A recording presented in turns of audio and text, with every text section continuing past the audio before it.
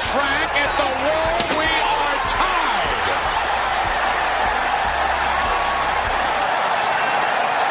Look at this. He's landing forward. I don't believe it. I don't believe it. Armstrong with a big leg. Over for the cover. It's over. Unbelievable. High fly ball into right field. She is gone. Awesome. He got it. The starter. Mike Tyson in. Austin is the champion. Stone Cold. Stone Cold. Stone Cold. Now the 2-2. Well hit down the left field line. Way back in. Touch a ball, Drew. You'll never hit a bigger home run in your life.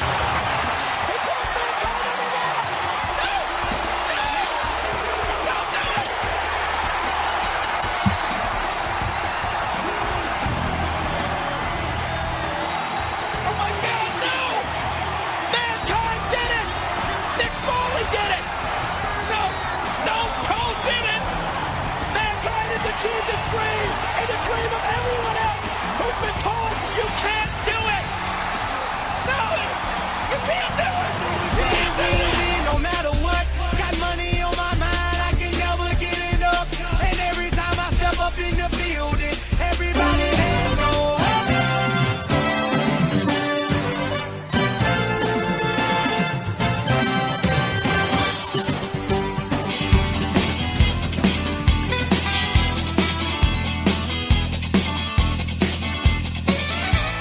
What's up, Connection? And welcome to WWE WAR Wrestling Above Replacement. I am JT, and joining me, as always, is my good buddy Marcus. And we are here to take you through the history of WWE pay-per-views to determine what is the greatest WWE pay-per-view of all time. We're doing this as a simulcast format, both on audio and all podcast applications under North-South Connection, and video here on our YouTube channel. And this is one show I recommend watching a video format. We have our producer, not the tool man, Tim Taylor, behind the scenes, making this a graphical masterpiece. There's a lot of numbers, a lot of lists in this show, and the work on screen he does definitely makes it, I think, a little bit easier to follow along with what we got cooking. So again, if you want to hop over to YouTube and join us there, I think it'll be a little bit easier to follow along, but we appreciate you just checking us out no matter what. And Marcus, how are you, my friend? I'm good. Not to toot our own horn, but toot. Mr. Tim always does a great job on the graphics here. Happy to be back with you. Spring is in the air. It's WrestleMania season, both in real life and on our show. And the Yankees are back, baby. So I'm feeling pretty good. Pretty good. How are you? Things are cooking all around, my friend. And this episode is airing WrestleMania week. It's the WrestleMania will be this weekend. So pretty exciting time. We've had some cool WrestleMania content coming at you. Myself and Ryan Gray. If you remember last year, we did 400 and change shorts ranking every WWE WrestleMania match ever. And this year we updated that with the WrestleMania 40 matches, slotting them in. So there'll be about 15 shorts that have been dropping. If they haven't started yet, they'll be this week, slotting in those matches from WrestleMania 40. Also have a live countdown coming, or I'm sorry, would have already dropped. So check that out, where we're doing the top 25 WrestleMania moments of all time. So a lot of cool content out there for WrestleMania season. We get the previews ongoing that Ryan's doing leading up to this weekend show. Of course, we'll have the post-show stuff like we always do. And I'm sure you and Mr. Not Two Man will be having a viewer's choice over on the soon-to-be-named network. We'll be having Final Wrestling Place. We incorporate viewer's choice as part of our show. But absolutely, we'll be hitting on WrestleMania. We've been talking about WrestleMania in the build-up on our pod as well. Also a little bit of AEW as well. So we try to cover the main TV bases over on Final Wrestling Place. Sweet. So check that out as well. And of course, it is 2025. It's been 30 years since 1995. And we're paying tribute to that with No So 95, which is a very special series we have cooking here, paying tribute to wrestling, pop culture, sports, and beyond. It's part of like regular shows, and then also part of one-off specials that we have going on here, looking back at the year 95. So if you have any topics you want to see us cover, let us know. We've done some fun stuff already. Aaron and I, Knowles Bard, we're rebooking the pay-per-views and kind of the build to those from 95. I think we made WrestleMania 11 from one of the worst WrestleMania to, I would argue, a top 10 to 12. I think we did a pretty good job spinning that one around. And we didn't even have to cheat. We just like used everyone that was already in the card. So we didn't even get too crazy. But I think we greatly improved that pay-per-view. And speaking of WrestleManias, Marcus, you hinted at it. We just returned, and it's already time to end a season. It's a short one. Excuse me. It's a short one. And we are wrapping the 87-88 season with the iconic WrestleMania 4. And later tonight, we'll be doing our year-end awards that we always do at the end of a season. In 2 weeks, we'll be starting another season, believe it or not, already. So that all said, why don't we dive into WrestleMania 4? Aired March 27th, 1988 from the Atlantic City Convention Hall, promoted at the time as Trump Plaza from Atlantic City, New Jersey. 199 in attendance, Gorilla Monsoon and Jesse the Body Ventura on commentary, and it is a pretty loaded card. No dark matches needed because it is a 16-match marathon on this night in Jersey, Marcus, that we're going to cover. And you can see here some of the fun facts that Mr. Toolman has thrown up for us. And as we just noted, contrary to the advertising, it was not the Trump Plaza, but the convention hall across the road. So close enough, though. Still has that iconic look. Yeah. Yeah, which I guess Brucey said on one of the podcasts that WWE paid for those lights to be put in at Boardwalk Hall. Oh, yeah, and they just kept it as part of the building. It was kind of like a gift for letting them, I guess, stay pretty much free. It's interesting. So. Yeah, I'm torn on the 4 or 5 stuff, like that look in that arena, because I do think, as we'll see here tonight, and if you didn't listen yet, Aaron and I, in the recent No Holds Barred for another WrestleMania episode, we did the worst decision from every WrestleMania. And one of the ones we discussed, I think it was mainly for 5, was running the same building back to back. And I think there's some cool continuity given like the storyline and where it goes. But I do think the crowd here is much more engaged and lively, which is funny because it's a pretty long show. But watching this back, like, it didn't feel to me like, oh, it's a casino crowd, they're not into it or whatever. But I do think 5 stands out more in that regard. So we'll see if it is one too many times here. But that said, why don't we go ahead before we dive into our matches, Marcus, take a moment and we're going to throw it to our producer, Tim, and he's going to cover the rules for this show. Welcome to WWE WAR. I'm producer Tim. JT and Marcus have taken on the noble task of finding the true answer to the age-old question wrestling fans have debated for years. What is the greatest WWE pay-per-view of all time? To find the answer, WAR looks to explore each and every pay-per-view using a plus-minus scale at a baseline average, where things above average gain a point and things below average lose a point. WWE WAR grades on several categories, including match quality, build, commentary, atmosphere, notable moments, card structure, and rewatchability. The magic number to remember for WWE WAR is 2.5. That is the baseline number for an average replacement level match. Any grade higher or lower than 2.5 raises or lowers the average WAR score. For example, if JT and Marcus give a match a 3-star rating, then that match is 0.5 points above replacement. Add all of the totals up and you get your nice round number to give you your match quality grade. There's also a bonus. If there is a match that is 4.25 or higher, or 0.75 or lower, that match receives 2 points or loses 2 points, respectively, for either an all-time great match or an all-time bad match. By the time we're done, we will have composed the most comprehensive list ever for WWE pay-per-views to give you the answer of what is the greatest WWE pay-per-view of all time. Take it away, boys. And my partner, Mr. Marcus Fuller. Should have grabbed my tennis racket. Fuck that. All right, let's get into the card because there's a lot of matches to get into here tonight on this card. We start off with, and I'll note, the recently departed legendary Bob Uecker is a big part of this show, and he is in the booth for the opening match, which is the big invitational battle royal, which features 20 wrestlers and whittles itself down to Bad News Brown eliminating Bret the Hitman Hart to win the battle royal. It's a pretty well-known moment.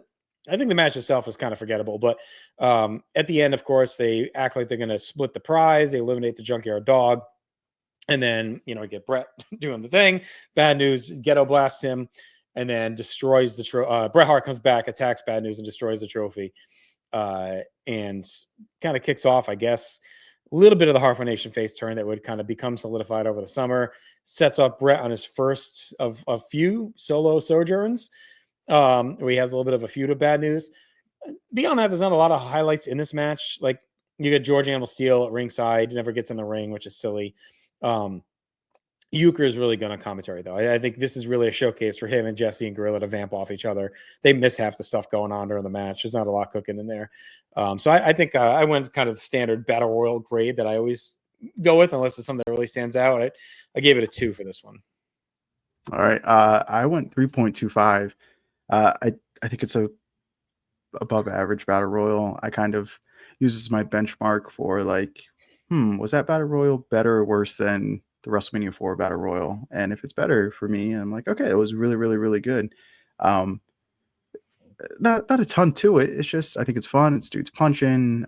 You get the fun little bit of George Steele on the outside pulling out the anvil. And of course you get Bret Hart and Bad News Brown at the end.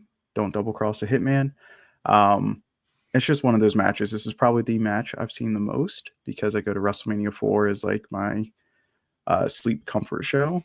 And so I at least usually make it through this match before I pass out. So 3.25 for me. Next up, or do you want to go the combined score there, JT? Yeah, so our combined score on that one is 2.75 basically. So WAR score of a 0 for that match. But we don't have to go through that for everyone. We can just kind of give her a total. All right. Well, after that, we officially start the tournament matches, and we start with the $1 Million Man, Ted DiBiase, defeating Hacksaw Jim Duggan, a battle of Mid-South. I went 2.25. You can see a little bit of the chemistry that they had with each other in Mid-South, especially with like the punches and stuff like that. But outside of that, it's just a pretty standard match. Yeah, I'm with you. I gave it a 2. I mean, you see a little bit of the Mid-South in there. This is really to establish a couple things. It allows Gorilla and Jesse to kind of get over the tournament aspect of the concept, right, of what goes into it. And then it also allows the establishment of DiBiase with Andre. That Andre is going to be a player throughout the night, which we knew anyway going in. But right away, we see that he's going to escort DiBiase to the ring. He helps him win this first match. So that really is what this is meant to do, is to set that up for the rest of the night. So I gave it a 2 there. Our next match, as we continue on, the second match of the first round is stuff from nightmares, maybe to some. That is The Rock, Don Morocco, taking on Dino Bravo in the green tights. I went 1.5. I mean, this is not a lot cooking here. And you get one of my least favorite tropes of like late 80s wrestling is the ref gets pulled in, he crawls over, taps the guy in the back. He thinks he won, because when have you ever won a match by getting tapped in the back and not counted for 3? And so Dino gets up and celebrates, but it's actually a DQ because Dino had pulled the ref in the way. It's so stupid. But I do like the non-cock version of this. I haven't seen it forever, but I always liked the Jesus Christ Superstar for Billy Graham and Morocco, because it's like blaring in that arena. And we get to hear it a couple times, and it's just like a cool addition to the show, the actual version, with that song still in there. Yeah, it gets the Morocco bump for me. I give it a 2. If there is one person I could believe could buy that finish, it's Dino Bravo. Like he's the wrestler dumb enough, I think, who could believe like, oh yeah, I won a match that way. I hate that finish. The worst one is who is it? Is it Slaughter does it? Is it at the 91 Rumble with him and Warrior? I think he might do it. There's like a big match Slaughter. Yeah. Maybe it's Mania with Hogan. There's one where he does it and it's like so annoying. It's like, oh no, maybe it's Survivor Series 90. I think it's with Tito and Survivor Series 90, where he gets up and acts like he won or whatever. It's like, dude, no one has ever won a match by getting tapped on the back while you're pinning. Like, why would that be a thing? Yeah. All right, we move on to our next tournament match as we have a battle of former Intercontinental Champions, Greg the Hammer Valentine, upsetting Ricky the Dragon Steamboat. I went with a 2.75. Really solid stuff with these two. It takes the Hammer 15 minutes to get warmed up. Sneakily, I think it takes Steamboat about 12 to get warmed up.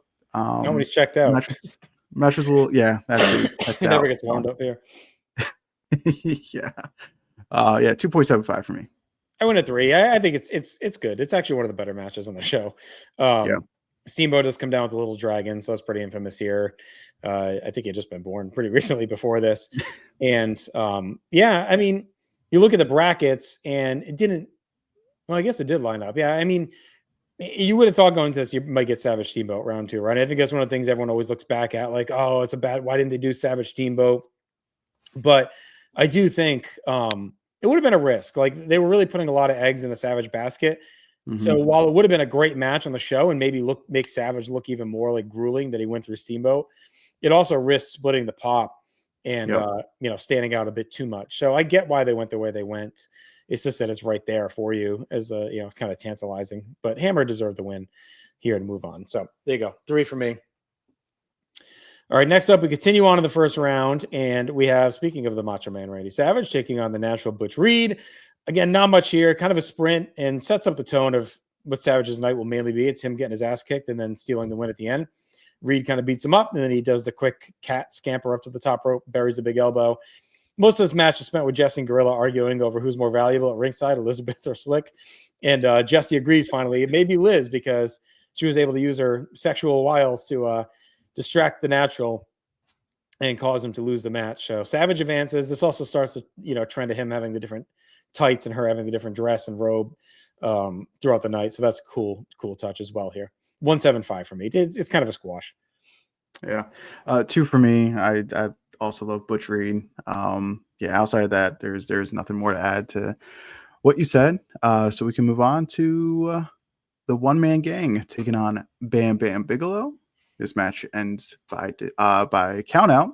One-man gang advances, and I went with a 0.75, making this our first all-time bad match of the card. Yeah, and it is bad. Like, Bigelow's one of my all-time favorites, right? Like, I actually debated wearing the shirt tonight out of solidarity, but the only one highlight of this whole match, the Bigelow 80s theme.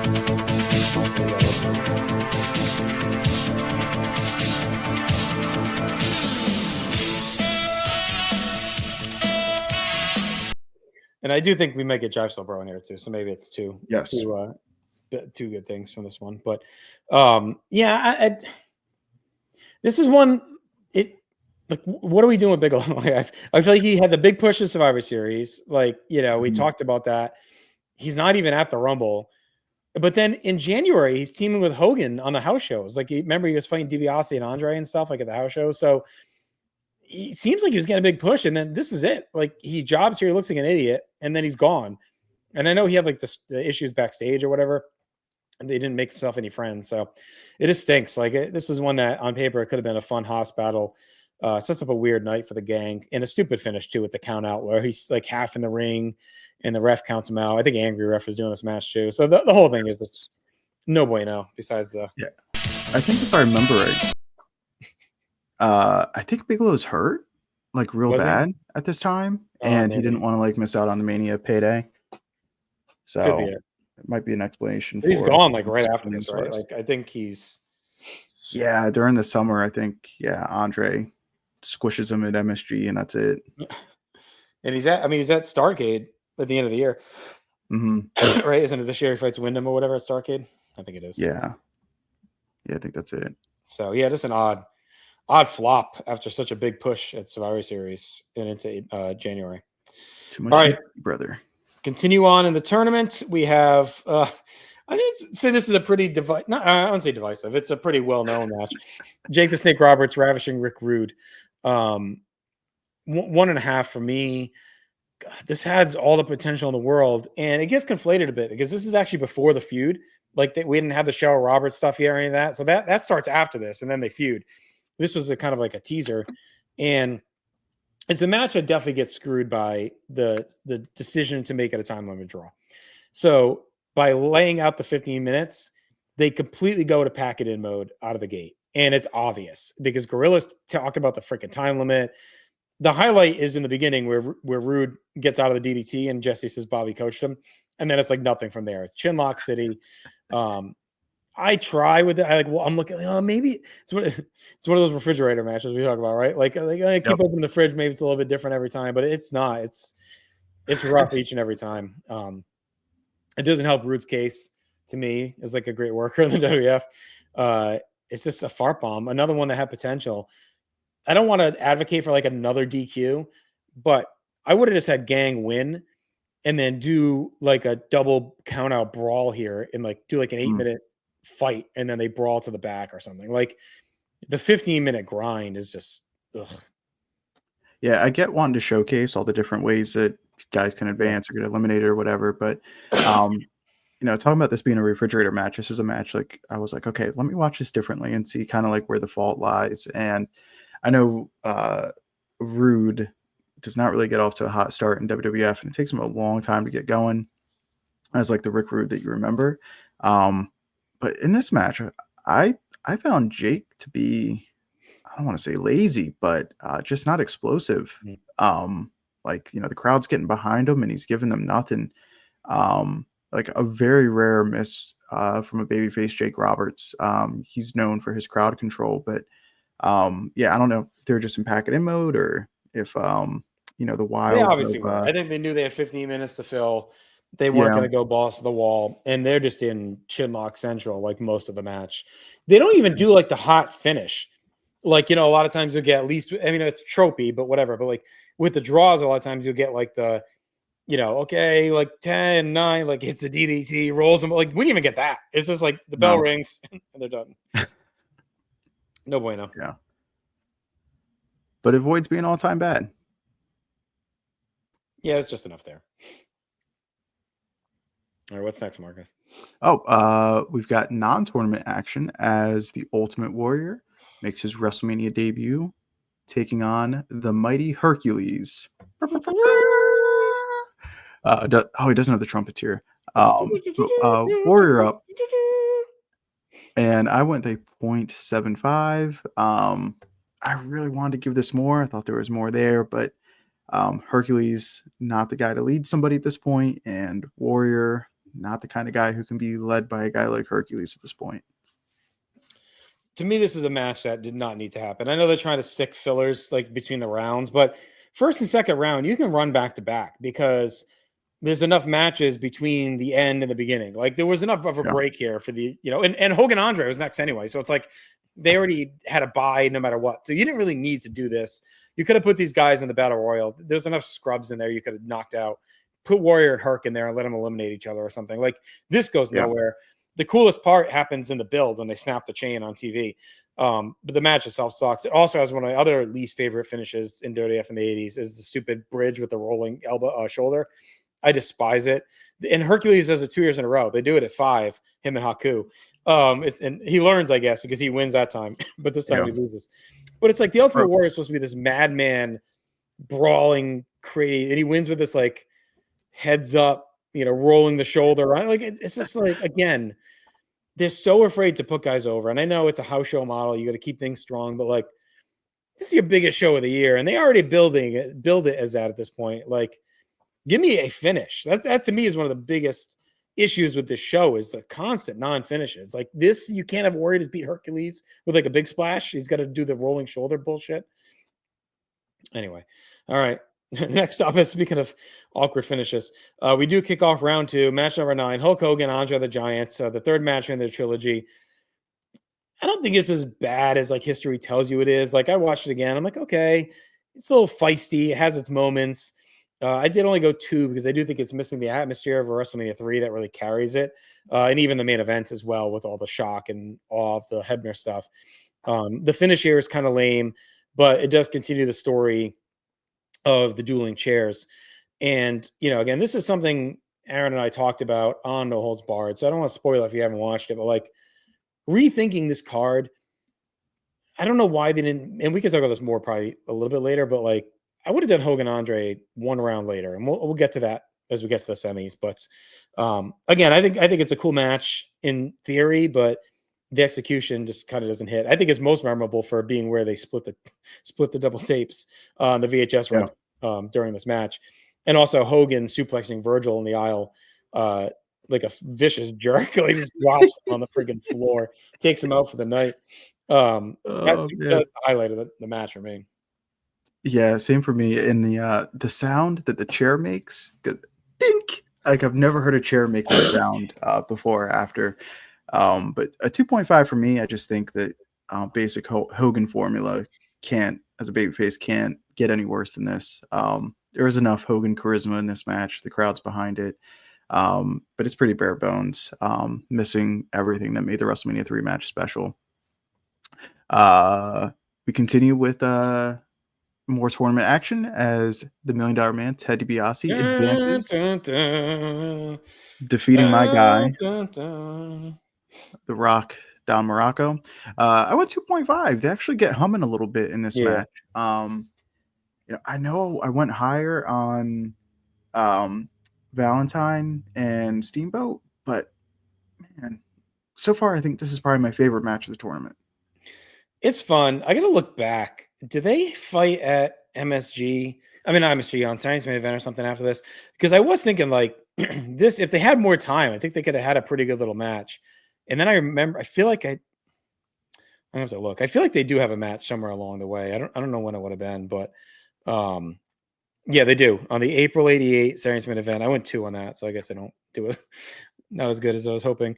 But this I do like. I think it's feisty.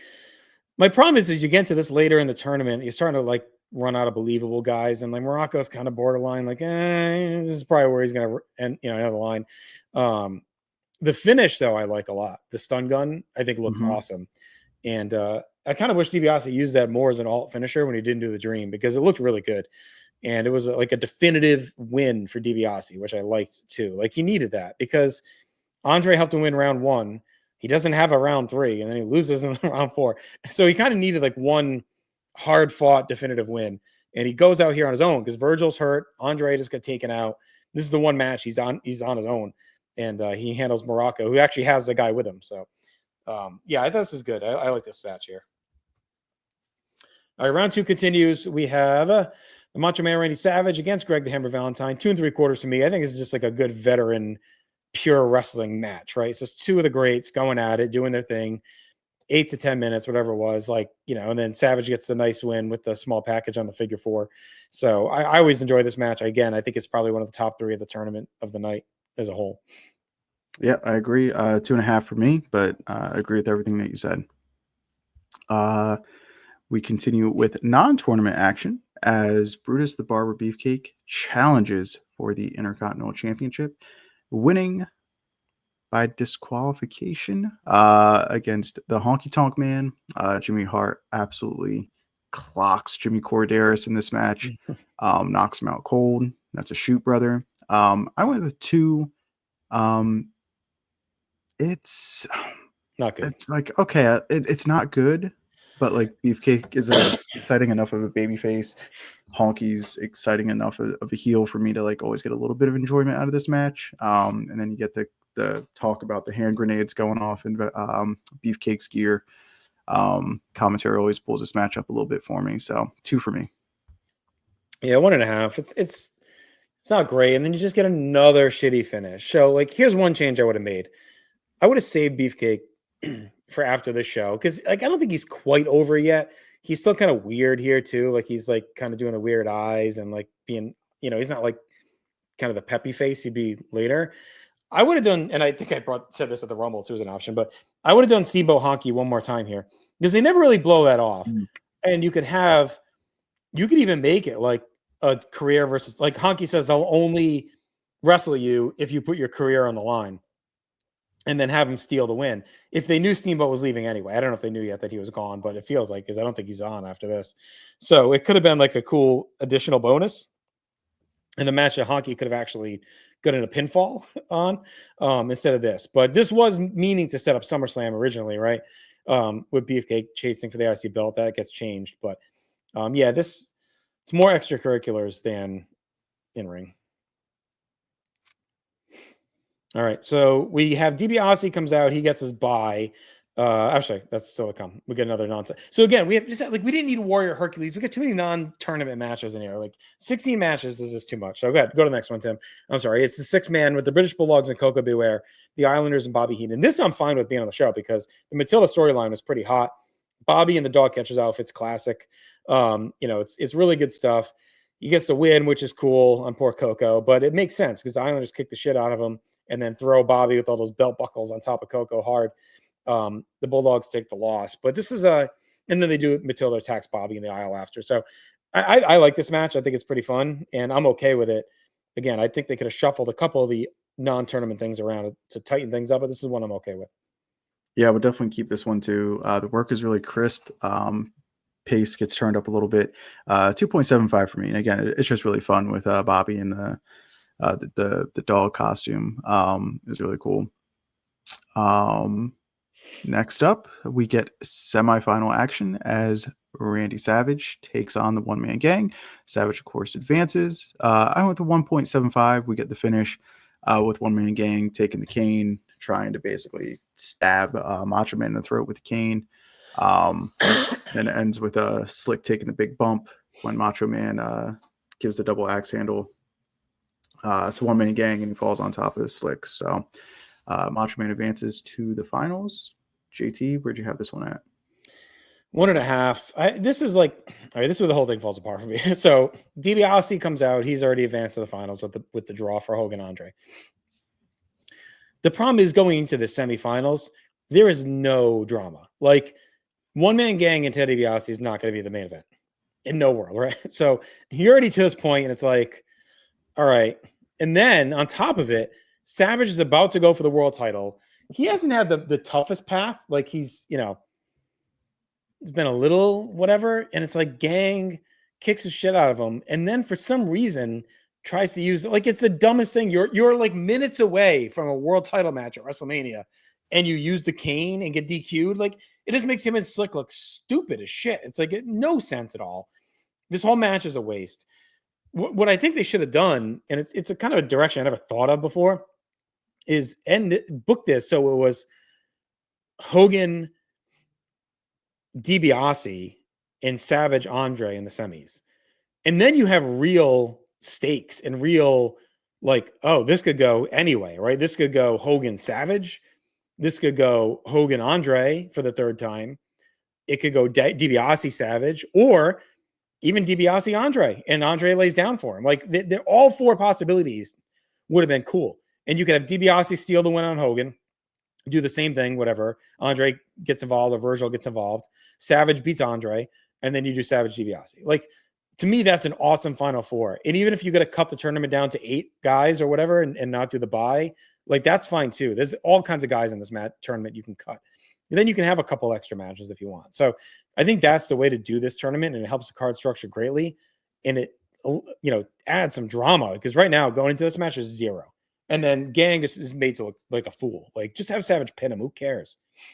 Yeah, and even if you're not going to rebook the tournament to have that Final Four, which was pretty awesome, DiBiase is there. Why not just do a segment where DiBiase pays off Slick to try to have Gang injure Savage or take a dive or whatever? Right, yeah. Like, say, like, take a dive. Right there. I'll pay you, have him make a deposit right there. Give him half, another half for later. Like, it's right there. It's something. You have the camera in the ring. It's not out of the scope of possibility in 1988.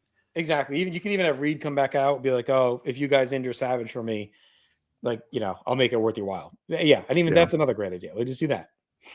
Or just play this. All right. So we have our final non-tournament match. This is another one I've always been kind of weird with, because I like the match. I like the moment, but it's almost forgotten this late in the night, right before the main event. Like it's buried on this card.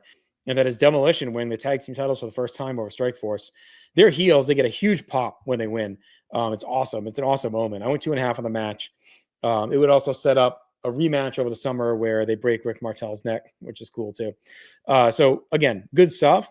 I just feel like it gets a little lost. So again, if you like shrink the tournament down and shift some stuff around, maybe this gets a better slot, gets a little bit more remembered instead of being late in the night where it's like, okay, this gets a Savage DiBiase at this point. Yeah, I've always loved this match. 2.75 for me.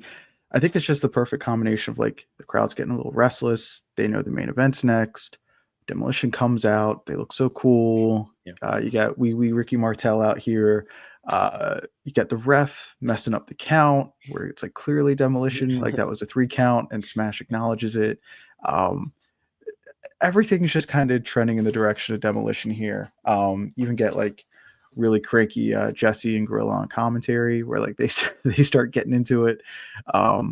It's way too late in the night and you can just charge it to the game, all the arguments and stuff like that. But yeah, I always like this match. It's fun, but yeah, definitely suffers from being match 15 or 16 and plus the other segments. But big time moment here, as we'll talk about a little bit later, with Demolition win the tag titles.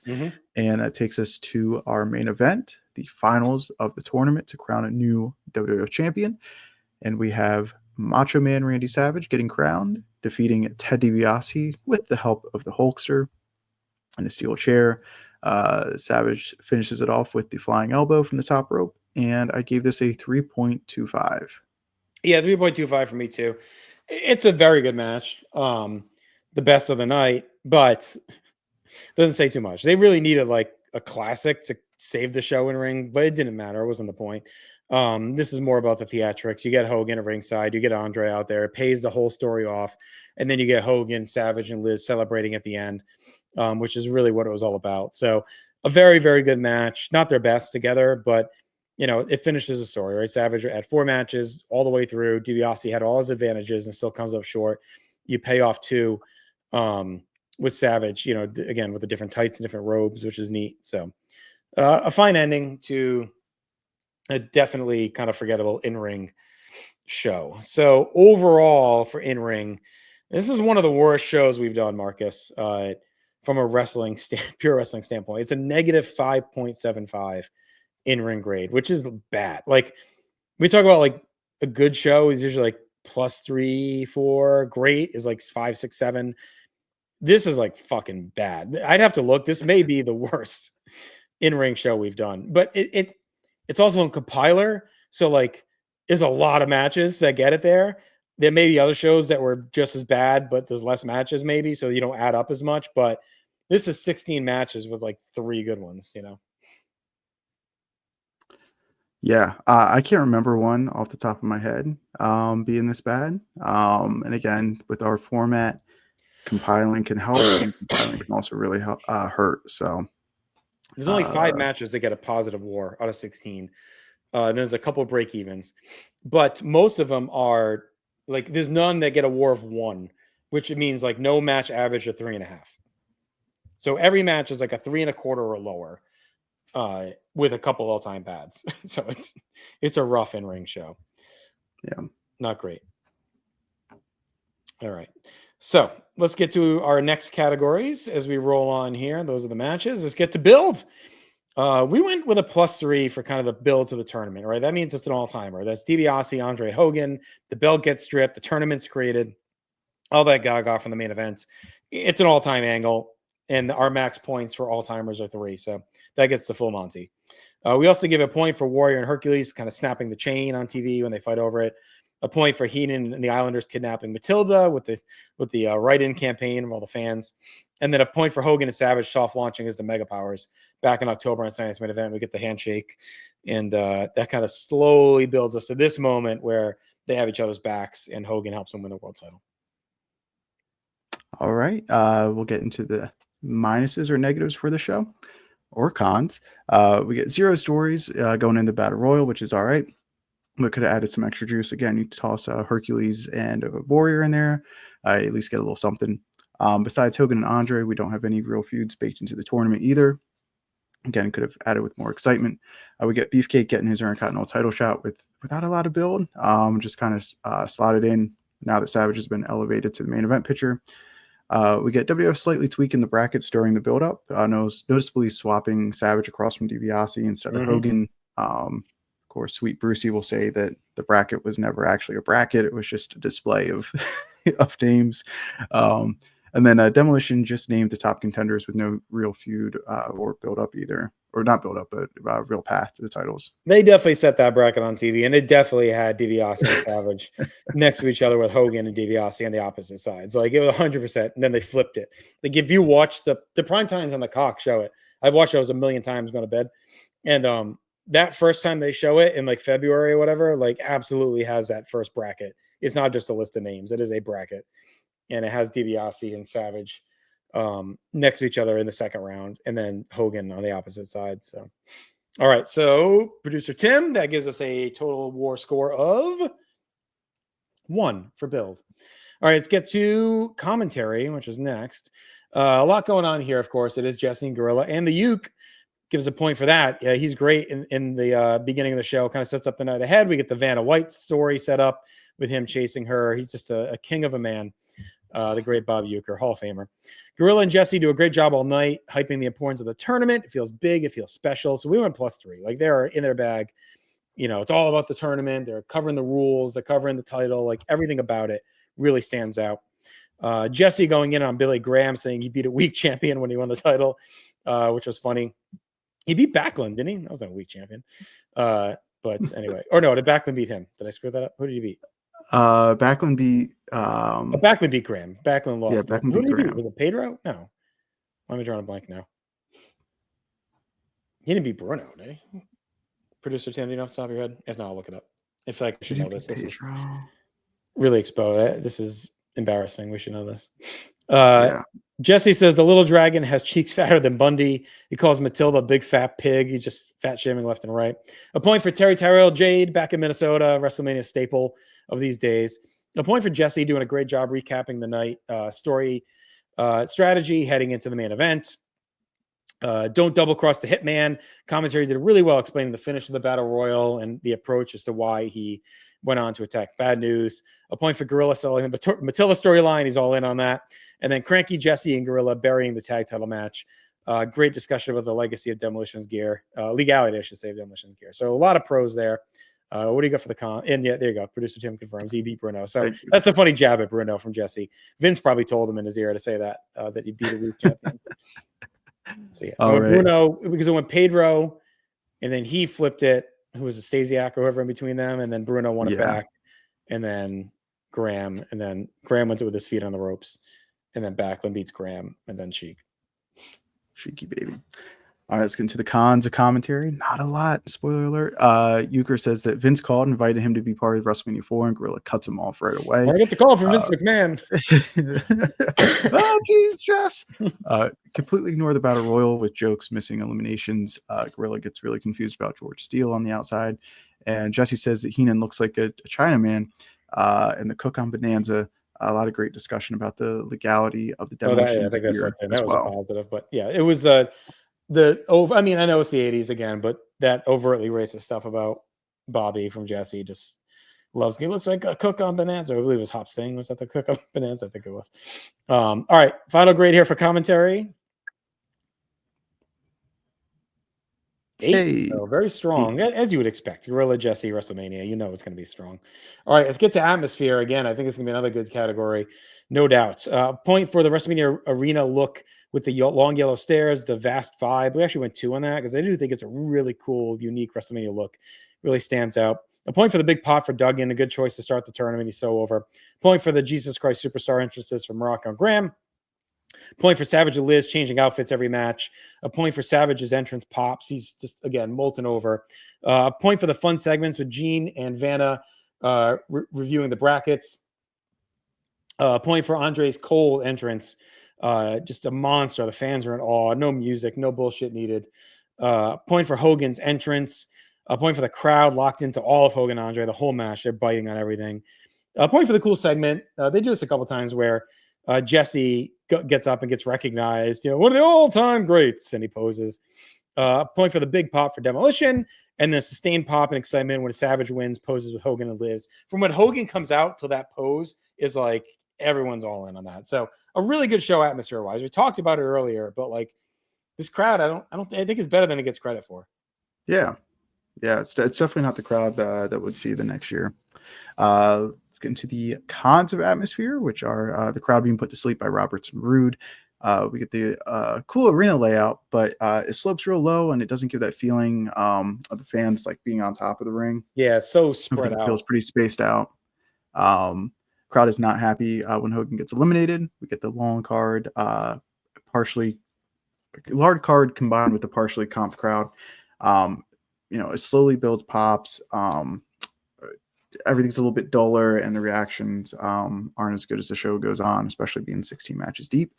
We get Beefcake with the muted pop, no music yet. Not a lot of hyper build. Again, he's far from a completed product here.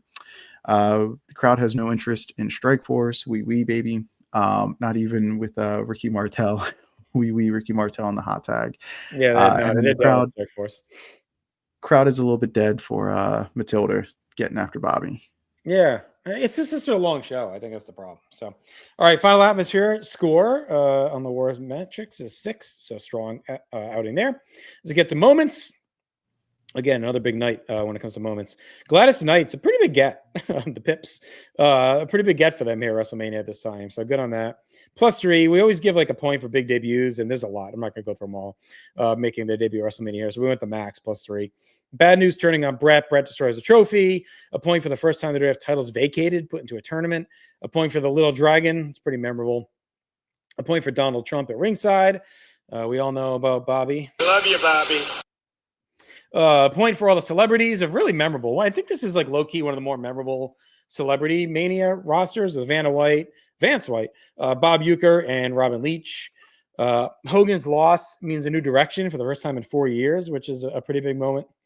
Point for Beefcake cutting Jimmy Hart's hair. A point for Andre choking Bob Uecker, which is like iconic moment. Uecker shaking his head. A point for Bobby wearing the dog catcher outfit. +2 for Demolition, kicking off their reign as the top team in the company over the next 3 years. So 2 points for that. And then a +3 for Savage's night. Like outlast 4 guys. Hogan helps him win the world title. Mega powers, one of the greatest storylines of all time. Ascends up the card, pays off him and Andre, like everything. Just a great night for Savage, and it all culminates in the end. All right, let's get into the cons. Get George Steele never getting in the ring, but he gets to eliminate Anvil. Just kind of silly, whether he got shoot hurt or whatever. Just comes off silly. Lame DQ for Bravo. My guy put over Morocco strong going into the second round. You get Steamboat ends his WWE run with a quiet thud. Bigelow goes from Hogan's buddy on top of the card to getting jobbed out by countout, and he's pretty much gone. We get One-Man Gang being presented pretty much as stupid as possible.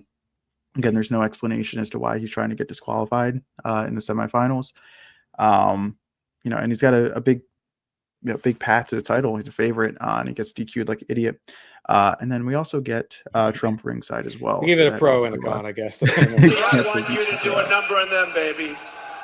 They say you're the best. I want them. I just want them to suffer. All right. So for notable moments, again, it's going to be a pretty good score here. We're going to see a 12. So the matches were just a little bit better. We're talking more, but I also think we're going to get hurt a little bit with our next category, which is card structure, where things really start to struggle. Cool start with an invitational battle royal. I always like the concept of it. Like they had to get a special invite in the mail. Maybe a courier brought it to the door. Like, oh, I've been invited to the big battle royal. Feels special for the big night. Point for Robin Leach, adding prestige to the tournament with the quick kickoff where he reads the scroll and this little harp music. Flawless Andre DiBiase Virgil master plan. Like that through line is great for the whole night. Like they really execute it perfectly. Uecker chasing ass all night for 2 years. Pays off at the end.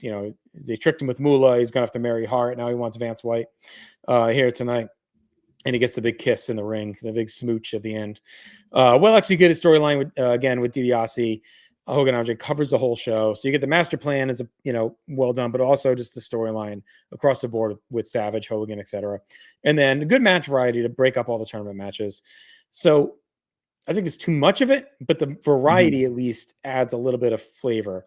Where you get a tag match, you get a title match, you get the 6-man, you get the battle royal. So they at least tried to differ things up, even though I do think at the end it's too much of each, Yeah. Let's go into the cons. We have the battle royal jam-packed with scrubs. Just get everybody on the card. Everybody needs a payday, man. Not running Savage Steamboat one last time is looked back on as a con, even though you can understand why they didn't. We get Rude and Roberts being the draw on a bloated card. It's counterproductive. Doesn't really save much time in the long run either. We get Warrior and Herc with a Saturday Night main event level match. It should have been on free TV as opposed to here on pay-per-view. Again, not needed when you've got 16 matches. Too many cheap finishes all night, even in spots where it wasn't needed. So we give that a +2 or a -2, however you want to look at it there. We get Brutus getting a DQ in a night which is loaded cheap finishes up and down the card. Again, why? Long watered down card limits the match quality upside. We get Gang as only semifinalist. Not believable at all that he could advance to the finals. There should have been a better option, like you said, JT. We get Demolition's big title win being buried at match 15 out of 16 and is easily forgotten. And the bloated card and setup leads to a short main event that doesn't get to cook and close the show with a classic, as it looked like it would be on paper. Mm-hmm. Yeah, there's just a lot they could have tweaked here to really make this show stand out. All right, so final score for card structure is -6, and that gives us to our final category, which I believe is rewatchability, or next to last category anyway. All right, so these are things that are worth rewatching. They may not be like full matches. This is more just kind of things that happen that are worth, if you wanted to like put a comp together with the show.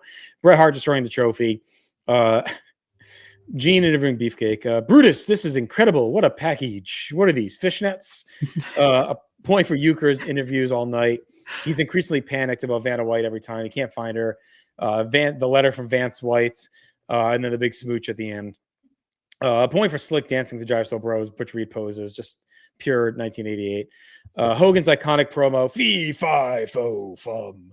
And this is a really famous one. Talks about saving Trump, the Hulkamaniacs, with the backstroke, and there's an earthquake, and Trump Towers collapses, like all that stuff. Just an all-time Hogan promo. DiBiase's swank silver and purple suit. A point for Hogan suplexing Virgil, nearly killing him on the floor. A point for Bobby's bumping and stooging. A point for Savage knocking Gang into Slick as they hug, which is a funny spot. A point for Savage's win. And then the crossover with the roster. A lot of LJN era guys with Hasbro era guys, kind of the old guard mixing with the new guard. Yeah. So that always stands out too on the show. Please, you've already given me my haircut. Love that line. Let's get to the cons. Rewatchability. Frenchie Martin in general, big con. Lame Bravo Morocco finish where Bravo gets tapped on the arm and thinks he won. We get Bigelow's confusing count out where he gets counted out on the apron, trying to get back in the ring. And then Roberts and Rude clearly wrestling to a draw, sucks out any of the energy and excitement with no urgency. All right, so final score for rewatchability is a 7. So again, like solid. If it just had better in-ring and structure, like this could have really been a top show for us. Let's get to all-time matches. Obviously none on the good side. I believe we have a couple on the bad side there. So I believe that was a -2. Yes, that was for Warrior, Herc, and then Bigelow Gang are all-time bad. So that's a final war score, Marcus, of 20.25. Makes it our 50th best show of all time. And that is out of a total number of shows of 130. So, I mean, well within the top third of all time that we've done so far, which I don't, again, the classic way of breaking down these shows, like it's always considered kind of a bottom mania. But I think when you look at the intangibles like we do with the atmosphere and the build and the moments, like a lot happens on the show. If they just had some better matches and just eliminated the fat, like I think this really climbs. So you can see it was tied with Money in the Bank 18, but Money in the Bank has the tiebreaker with a better match, and then Invasion right below it with 51. So why don't we do our top 10 and then we'll get to our year-end awards. unless producer Tim had it the other way, we can do that. Okay, here we go. Yeah. All right, you can see it on screen, but Marcus, what is our 10th show of all time? 10th show is the SummerSlam 1999 with a 38.25. SummerSlam 92 is our 9th best show. Same score, but gets the tiebreaker. SummerSlam 2001 comes in 8th place with a plus 39. WrestleMania 7 in 7th place, 39.5. Number 6, Vengeance 2005 with a 41. Number 5, SummerSlam 90, 42. And number 4, the 2002 Royal Rumble with a 44. Number 3, SummerSlam 2005, 46.5. And number 2 is WrestleMania 22 with a plus 56.5. And our number 1 show of all time, will it be an outlier or will something else find its way into the stratosphere? And that is One Night Stand 2005 with a 79. So a lot going on in that show. All right, let's do our year-end awards here quickly, Mark, before we wrap up. Our MVP of the season, the Macho Man, Randy Savage. A good showing at Survivor Series. He's not at the Rumble, but you know what? Not many guys were at all 3 shows when you really break it down. So he gets credit for having a dominant night at Mania, a strong night at Survivor Series, and obviously leaves the season as the kingpin of the World Wrestling Federation.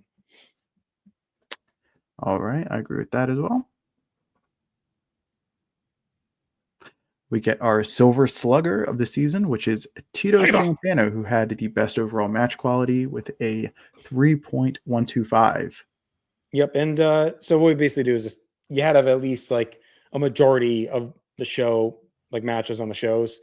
So Tito had that, and that was his average score. So that's how we figure out the Silver Slugger. All right, next up, we have the Vince Scully Award for the best announcer. No doubt, Jesse Ventura. I think Gorilla's close in the season, but he's not at the Rumble. Jesse does all 3 shows. He's the Pilgrim. He's fucking with Euchre, like posing. It's his season. He's great. Yeah. The body rules. Our Mendoza Award, which goes to the lowest match grade participant, goes to One Man Gang. His match grades averaged out to a 2.08. And he's in that great Survivor Series match. So that just tells you how bad his Mania matches were. They'll drag your way down. He's in the Rumble too. I forget how I don't think we count that. I forget, but I can remember. Not good for the gang.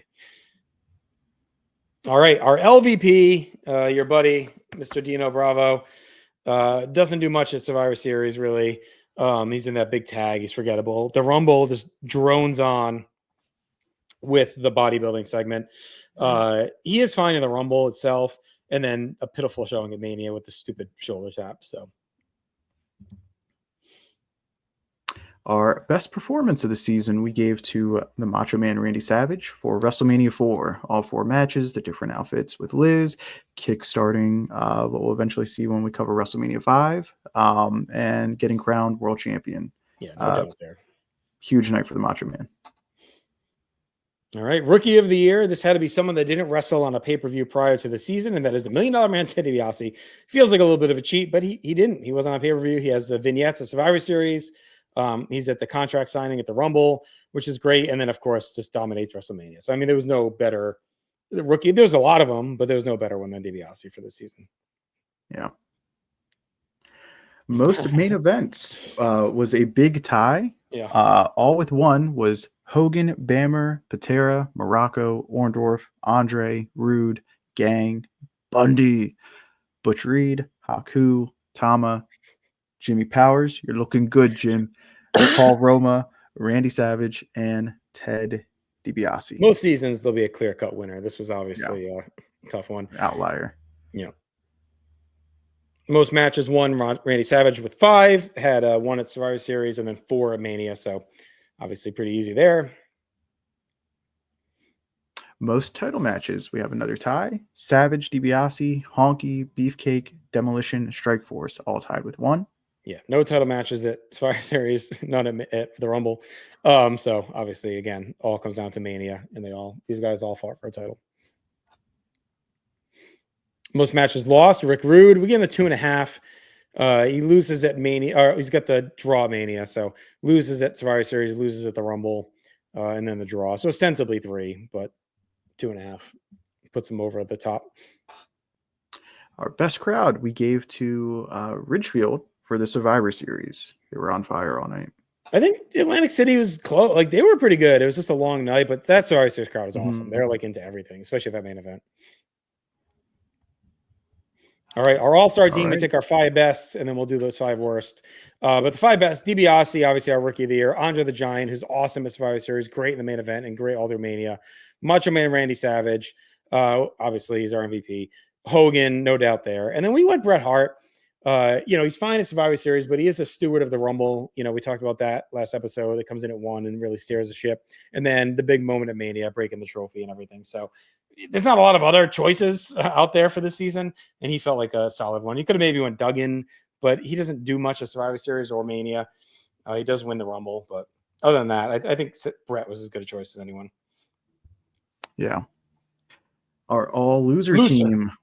Loser. We went Butch Reed, Strike Force, Dina Bravo, Steamer, and One Man Gang. Yeah, I mean, Gang obviously was our worst in-ring guy. Steamer just falls apart. Has that middling match with Rude. Terrible at Mania. Bravo we covered. Reed does nothing. And Strike Force falls apart. Survivor Series does nothing. Yeah. Tito's okay in the Rumble. And then Mania loses the belts. So, all right. So there's our awards. Exciting times. A season's down. Mania's down. We'll be back in 2 weeks with the kickoff for a brand new season. We'll leave it a mystery as to what's coming up. If you have any feedback or thoughts, leave them in the comments. Again, enjoy WrestleMania 41 this weekend. Stay with us for a lot of coverage throughout the week and post coverage as well. And we'll be back 2 weeks from today with our next show. So until then, be sure to live your life above replacement level. We'll talk to you soon. Oh, too late.